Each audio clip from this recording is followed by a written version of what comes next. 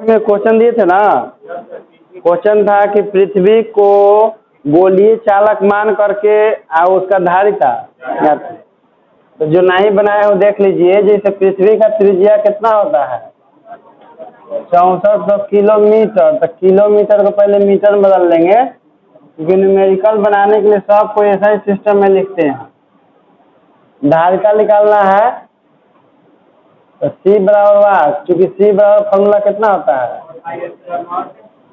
4 pi epsilon not into, हाँ बिल्कुल सही। तो 1/9 गुना 10 के पावर -9 और त्रिज्या जो है 6400 गुना 10 के पावर 3, यानी कि हम लोग बोल सकते हैं इसको 64/9। अब देखिए 6400 का मतलब कि 64 गुना 100 ना, ये 10 के पावर 5 हो जाएगा और 9 में से घटेगा तब 10 के पावर -4 हो जाएगा। अब इसको भाग कर दीजिए तो 9 से काटेंगे तब 1 बचेगा, 1 1 1 ही आएगा बार बार। अब 10 के पावर -4, तो इसको लिख सकते हैं 711। जैसे नीचे ऊपर दशमलव हटाइएगा ना तो नीचे 100 लिखिएगा, तो 100 मतलब 10 के पावर 2 और 10 के पावर 2 ऊपर जाएगा तो क्या हो जाएगा 10 के पावर -, तो ये हो जाएगा आपका 10 के पावर -6। चूँकि ऐसा ही मात्रक में निकालना है ना, लेकिन मात्रक फैराड न होगा जी। अब बताइए 10 के पावर -6 फैराड का मान कितना होता है 1 माइक्रो फैराड होता है। तो इसकी जगह पर लिख देंगे 1 माइक्रो फैराड। तो आंसर आपका हो गया कितना 711 माइक्रो फैराड। जो नहीं बनाए थे वो उतार लीजिए इसको। अब बनाए हैं तो बहुत अच्छा बात है, क्योंकि इस चैप्टर से न्यूमेरिकल सबसे ज़्यादा पूछता है। लेसन 1 से भी न्यूमेरिकल नहीं पूछता है, लेसन 2 से भी बहुत कम पूछता है, लेसन 3 से भी बहुत कम पूछता है। सबसे ज़्यादा न्यूमेरिकल लेसन 4 से पूछता है, क्योंकि इसमें बहुत अच्छा से न्यूमेरिकल आता है कैपेसिटर से।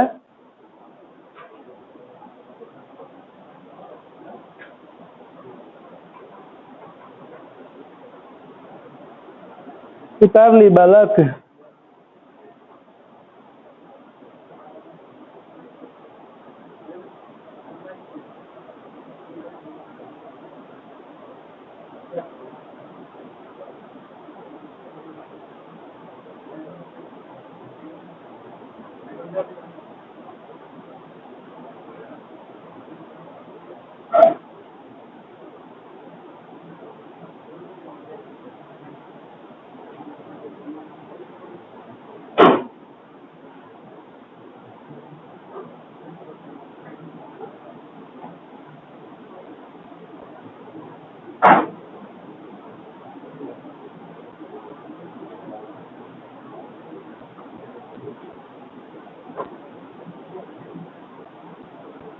क्वेश्चन लिखिए तो दो घर से बना लीजिएगा।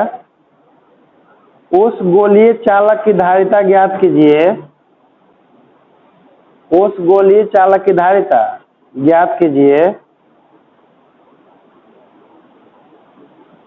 उस गोलीय चालक की धारिता ज्ञात कीजिए। ज्ञात कीजिए जिसकी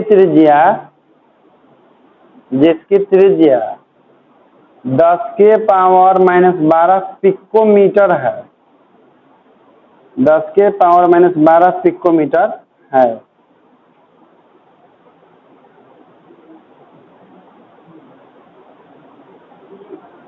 पिकोमीटर पीएम होता है। एक और लिखिए, उस गोलीय चालक की त्रिज्या ज्ञात कीजिए जिसकी धारिता 2 पिकोफैराड है। उस गोलीय चालक की धारिता ज्ञात कीजिए जिसकी, उल्टा बोल दिए, उस गोलीय चालक की त्रिज्या ज्ञात कीजिए। त्रिज्या ज्ञात कीजिए जिसकी धारिता 2 पिकोफैराड है।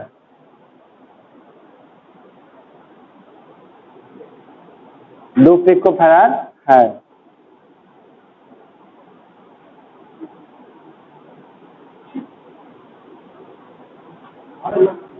हाँ बना लीजिएगा।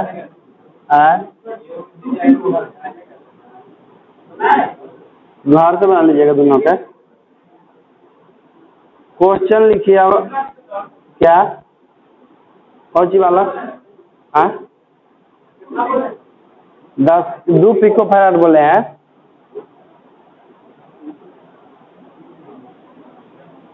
चलिए इसके बाद लिखिए, टॉपिक लिखिए आवेशित चालक की स्थितिज ऊर्जा। आवेशित चालक की स्थितिज ऊर्जा।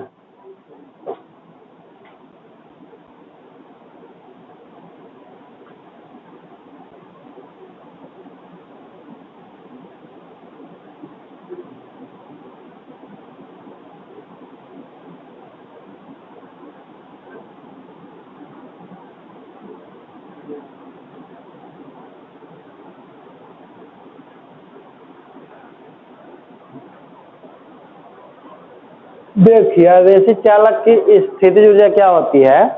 जैसे कि मान लीजिए कि कोई उदासीन चालक है। उदासीन चालक मतलब इसके सतह पर आवेश का मान शून्य है, ठीक ना। हम लोग इसको आवेशित करना चाहते हैं, तो आवेशित करते हैं तो हम लोग इसके सतह पर कुछ आवेश देते हैं। तो मान लीजिए कि इस पर हम आवेश, चलिए मान लीजिए कि हमको क्यू आवेश का देना है टोटल। तब पहले क्या करेंगे कि इस क्यू आवेश का एक छोटा सा भाग देंगे। छोटा सा भाग देते हैं, मान लीजिए कि डी क्यू दे दिए, ठीक आराम से चलेगा। इस पर कोई आवेश पहले से नहीं था, क्योंकि वहाँ पर कोई आवेश नहीं है तो किसी दूसरे आवेश को वहाँ पर लाएंगे तो उसका विरोध है। क्योंकि आवेश नहीं है तो विद्युत क्षेत्र लगभग 0 होगा। तो वह किसी दूसरे आवेश को लाने पर हमको कोई कार्य करने की आवश्यकता है, क्योंकि कार्य तो हम लोग विद्युत क्षेत्र के विरुद्ध में करते हैं ना। तो हमको आवेश क्यू इसके सतह पर देना है, तो पहले आवेश का छोटा सा भाग देंगे, तो उसको आने में हमको कोई कार्य नहीं करना पड़ेगा, क्योंकि वहाँ विद्युत क्षेत्र। लेकिन जैसे ही आवेश डी क्यू यहाँ पर आ जाएगा तो यहाँ पर आवेश का कुछ ना कुछ मात्रा हो जाएगा। तब आवेश के अगला भाग को हम लोग लाएंगे। मान लीजिए कि डी क्यू अगला भाग थोड़ा थोड़ा करके भेजना है, ठीक ना। टोटल आवेश को एक ही बार नहीं भेजना है। तो आवेश के अगले भाग को इस पर हम लोग लाएंगे, तो अब तो यहाँ पर आवेश हो गया ना, इसका कुछ ना कुछ विद्युत, तो दूसरा आवेश को आने देगा वो, तो उसके विद्युत क्षेत्र के विरुद्ध में हमको कार्य करना पड़ेगा। अब जो भी आवेश लाएंगे ना, उसको लाने में हमको क्या करना पड़ेगा, कार्य करना पड़ेगा।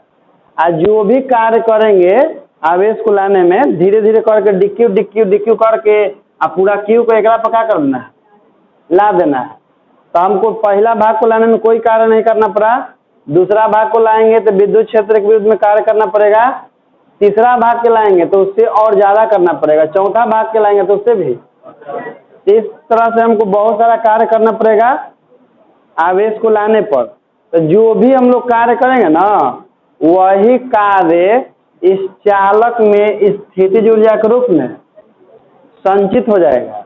आवेश को चालक के सतह पर लाने में जो भी कार्य करना पड़ेगा, वही कार्य उस चालक में स्थितिज ऊर्जा के रूप में संचित हो जाएगा, और वही कार्य उस चालक की विद्युत स्थितिज ऊर्जा कहलाएगी, ठीक ना। जैसे विद्युत द्विध्रुव वाला हम लोग जानते थे कि विक्षेपण में कार्य करना पड़ता है, और जो कार्य करना पड़ता था वही विद्युत द्विध्रुव की स्थिति। ठीक वैसे भी यहाँ भी है कि आवेश को लाने में जो भी कार्य करना पड़ेगा वही कार्य उसका स्थितिज, लेकिन आवेश चालक पर ला रहे हैं इसलिए किसका स्थितिज ऊर्जा होगा, चालक का होगा, ठीक ना। तो चलिए लिखिए, जब किसी उदासीन चालक को, जब किसी उदासीन चालक को, जब किसी उदासीन चालक को आवेशित किया जाता है,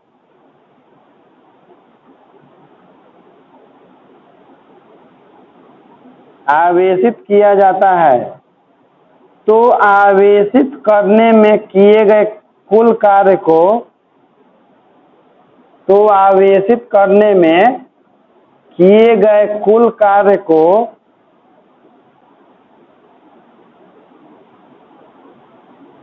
उस चालक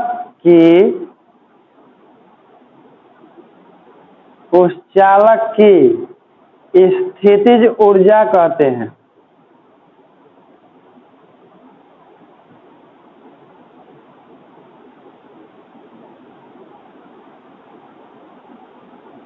क्योंकि किया गया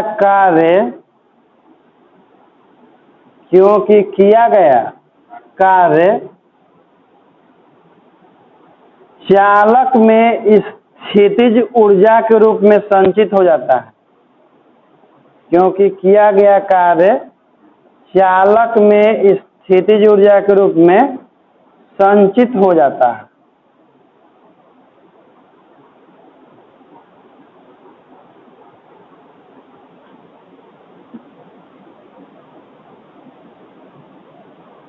संचित हो जाता है, लिख लिए। अब देखिए, जो भी कार्य करना पड़ता है वही उसका स्थितिज ऊर्जा होता है, तो उसके स्थितिज ऊर्जा का कुछ ना कुछ फॉर्मूला होगा। जैसे विद्युत द्विध्रुव के स्थितिज ऊर्जा का फॉर्मूला था ना, उसी तरह से आवेशित चालक का भी कुछ ना कुछ स्थितिज ऊर्जा का फॉर्मूला। तो अब हमको वही फॉर्मूला निकालना है कि चालक को आवेशित करते हैं तो उसका स्थितिज ऊर्जा का फॉर्मूला यानी कि मान कितना होता है। तो टॉपिक लिखिए, हाँ अगला टॉपिक, चालक की स्थितिज ऊर्जा का व्यंजक।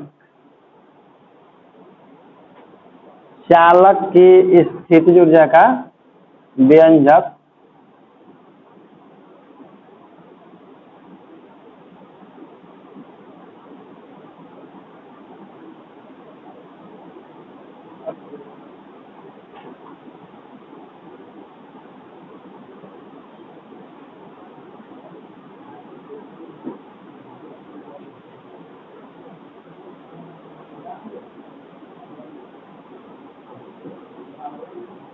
देखो मालक, दो गोला बनाना है और दोनों गोला गोल होना चाहिए। हाँ,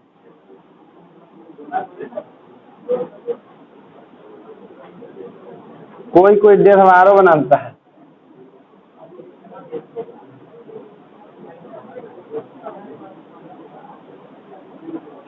चलिए बनाइए तो मेरे साथ है। अब मेरे साथ कहने का मतलब ये नहीं कि बोर्डवा पे आ जाना सर, या आप ही तो बोले हैं कि मेरे साथ बने।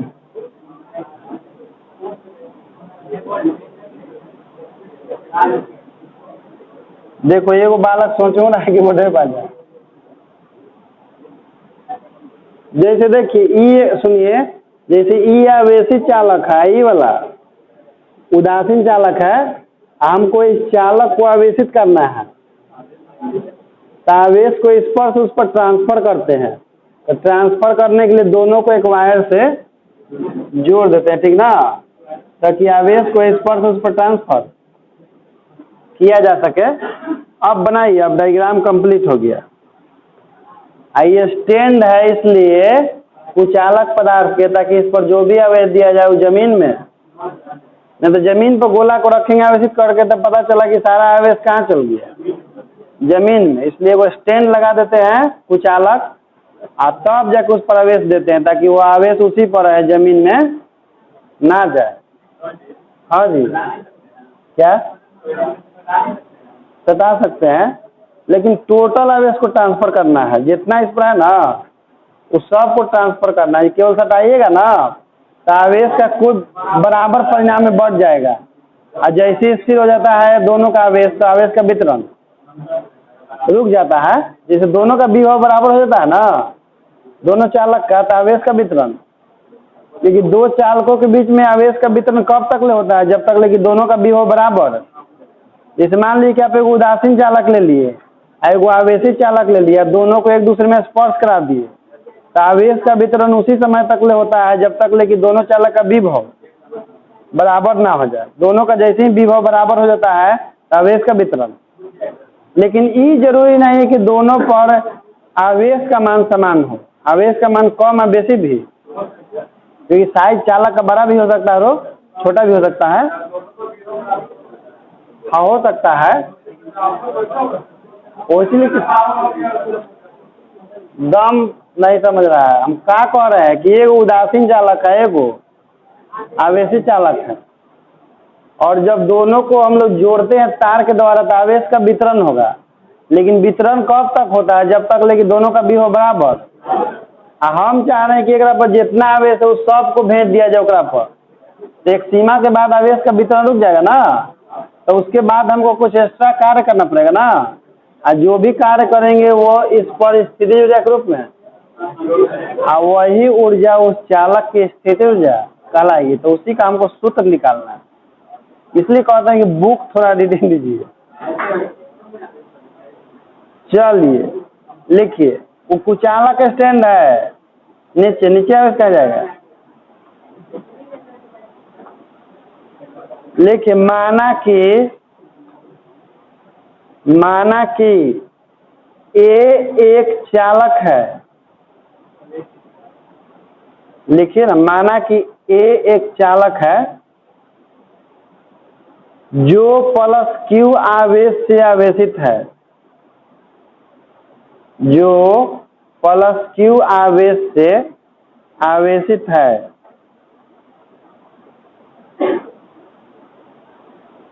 तथा बी एक दूसरा चालक है, तथा बी एक दूसरा चालक है जो उदासीन है, बी एक दूसरा चालक है जो उदासीन है, जिसकी धारिता C है, जिसकी धारिता C है, जिसकी धारिता C है। काम मान लिए कि माना कि एक चालक है जिस पर आवेश Q है, जो Q आवेश है आवेशित। अब B एक उदासीन चालक है, वो उदासीन क्यों है? अब ओकरा कुछ मिलबे न किया है तो उदासीन रहेगा, हाँ, इसीलिए उदासीन है वो। अब दोनों को क्या करते हैं, एक तार से जोड़ते हैं इसके बाद, और तब आवेश का पहला भाग ओकरा पर जाएगा Q, तो उसको जाने में कोई विरोध नहीं होता है, क्योंकि उदासीन है तो वहाँ पर कोई विद्युत क्षेत्र, वो पहिलका चल जाएगा तो उसके कारण जो विद्युत क्षेत्र उत्पन्न होगा तो दूसरका के आने में, जैसे मान लो कि हम ऐसी जगह पर चल गए जहाँ कोई रहे वाला, आराम से जाके बस जाएंगे ना, तो ये दूसरा कोई बसे आएगा तो हम ये पहले से हैं, विरोध होगा ना, तो ओकरा अब संघर्ष करना पड़ेगा उसके लिए कि नहीं हम रहेंगे जबरदस्ती, तो एनर्जी खर्च होगा ना, हाँ, कुछ तो देना पड़ेगा, एनर्जी खर्च करो चाहे पैसा दो, समझ रहे हो ना। वैसी एकदम सेम इसमें भी है। चलिए पैराग्राफ चेंज करके लिखिए, पुनः माना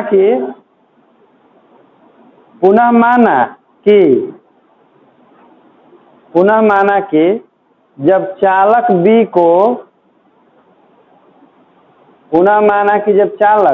को स्मॉल q आवेश दिया जाता है, स्मॉल q आवेश दिया जाता है, तो उसका विभव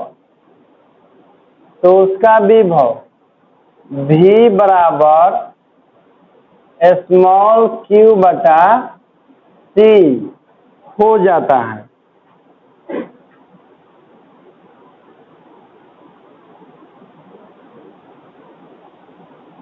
तो उसका विभव V बराबर Q बटा स्मॉल Q बटा C। अब देखिए क्या किए हैं कि जो चालक A है ना, इस पर से आवेश Q को केकड़ा ट्रांसफर किया जाता है। देखिए बोले हैं कि चालक जो B है इसका धारिता C है, एकरा पर आवेश कितना दिया गया है, एकरा पर से आवेश Q को ट्रांसफर किया गया B पर, इसका धारिता है, एकरा पर कौची आ गया आवेश ना, एक विभव कितना हो जाएगा, V बराबर आवेश बटा में, क्योंकि फार्मूला को बढ़ाए थे V बराबर Q बटा C, तो इसका विभव हो गया V बराबर Q बटा C। अब आवेश के अगला भाग को एक पर ट्रांसफर करेंगे, तो अब क्या करते हैं कि आवेश को छोटे छोटे रूप में ट्रांसफर करते हैं, DQ के रूप में, ठीक ना, DQ के रूप में ट्रांसफर। लेकिन E आवेश जो Q एक आ गया इसका विरोध करेगा ना, तब उसके अगेंस्ट में हमको कार्य करना पड़ेगा। जो भी कार्य करेंगे आवेश Q को स्थानांतरित करने में, वही कार्य इसका स्थिति ऊर्जा।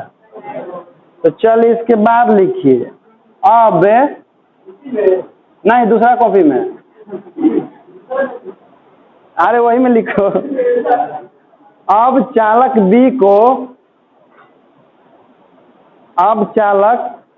B को अल्प आवेश, अब चालक बी को अल्प आवेश dq दिया जाता है, dq दिया जाता है, dq दिया जाता है। तो इस प्रक्रिया में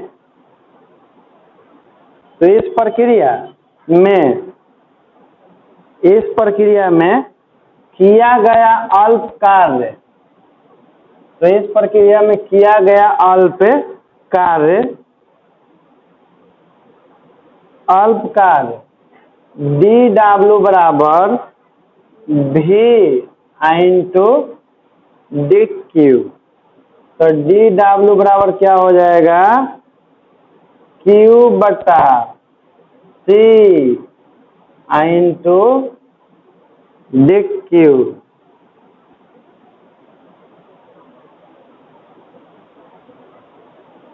अब पूछिए कि dw बराबर v इंटू dq कैसे हुआ। तो देखिए इसको हम लोग आवेश का पहला भाग दिए हैं q, लेकर विभव कितना हो गया है, तब दूसरा आवेश को ला रहे हैं dq ना, और यहाँ पर विभव कितना है v। तब देखिए हम लोग जानते हैं कि इसका विभव भी है ना, तो विभव बराबर होता है v बराबर किया गया कार्य अब बटा में लाया गया, होता है ना जी। तो कौन से आवेश को ला रहे हैं, dq को, तो लाने में कितना कार्य करना पड़ेगा dw, और यहाँ का विभव पहले से कितना है v, तो एक से dw बराबर क्या हो जाएगा, होगा ना जी। तो इसलिए लिखे हैं कि आवेश dq को a से b पर ले जाने में किया गया कार्य dw बराबर v इंटू, और चूंकि v के मानवा है कितना q बटा c। तो यहाँ तक लिख लिए होंगे। तो इसके बाद लिखिए इसी प्रकार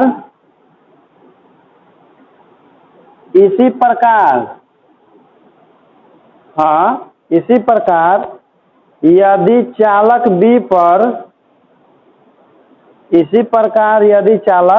B पर कुल आवेश Q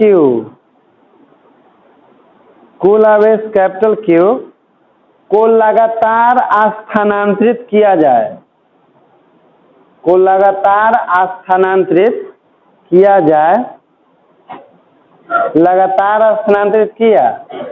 जाए, तो किया गया कुल कार्य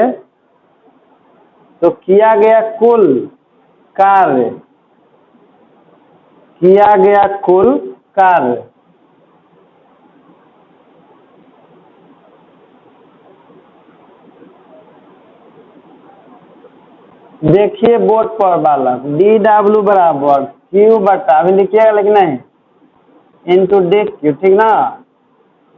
देखिए किया गया क्या dw बराबर तो यही है। अब देखिए आवेश के हम लोग आवेश को इस पर ट्रांसफर करें ना, लेकिन जब शुरू में हम लोग शुरू में आवेश कितना था, 0 था ना। हम लोग टोटल q को स्थानांतरित कर रहे हैं, तब शुरू में इस पर कोई आवेश नहीं था, तो इस पर किया गया कार्य का मान भी कितना था। हमको छोटा छोटा भाग करके dq करके और टोटल q आवेश पर क्या करना है, तो हर बार इतना कार्य करना पड़ेगा dq को स्थानांतरित करने में। तो स्टार्ट कहाँ से किए थे, जब कार्य का मान 0 था वहां से कहाँ तक करना है कार्य। आज देखिए उधर इसमें लिमिट लेंगे ना, इसमें इसके साथ लिमिट में कौची लगाएंगे, आवेश के लगाएंगे कि धारिता का लगाएंगे, क्योंकि d के साथ क्यों है ना, तो जो d के साथ रहता है उसी का लिमिट लिया जाता है, ठीक ना। तो इस पर शुरू में आवेश का मान कितना था और टोटल कितना ट्रांसफर करना है ना। अब देखिए ये हो जाएगा integration of dw 0 to w, इसमें बाहर कौन निकलेगा 1/c, तो बचेगा q। देखिए यहाँ 0 है यहाँ पर। अब देखिए यहाँ पर आइए, बताए थे कि x dx क्या होता है ना जी।